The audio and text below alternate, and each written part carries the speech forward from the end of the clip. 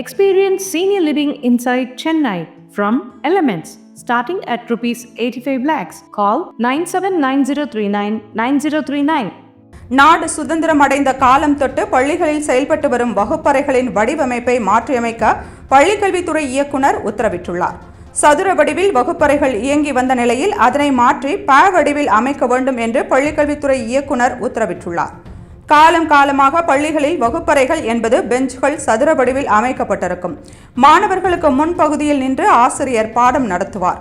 இந்த நடைமுறையால் மாணவர்கள் முழுமையான அளவில் படிப்பில் கவனம் செலுத்த முடியவில்லை என்றும், குறிப்பாக கடைசி பெஞ்சில் இருப்பவர்களுக்கு கவனச்சிதறல் ஏற்படுகிறது என்றும் கூறப்படுகிறது. மேலும் ஆசிரியர் பாடம் நடத்துவதை மாணவர்களால் முழுமையாக கவனிக்க இயலவில்லை என்று பள்ளிக்கல்வித்துறை இயக்குனர் கண்ணப்பன் தெரிவித்துள்ளார். இதனால் கடைசி பெஞ்சில் இருக்கக்கூடிய மாணவர்களும் கல்வியில் கவனம் செலுத்தும் வகையில் வகுப்பறையை ப வடிவிற்கு மாற்றியமைக்க வேண்டும் என்று பள்ளிக்கல்வித்துறை இயக்குனர் உத்தரவிட்டார். இதனால் அனைத்து மாணவர்களின் கவனமும் ஆசிரியர் மீது இருக்கும் என்றும், ஆசிரியர் பாடம் நடத்துவதை நன்றாக கவனிக்க முடியும் என்றும் இயக்குனர் கண்ணப்பன் தெரிவித்துள்ளார்.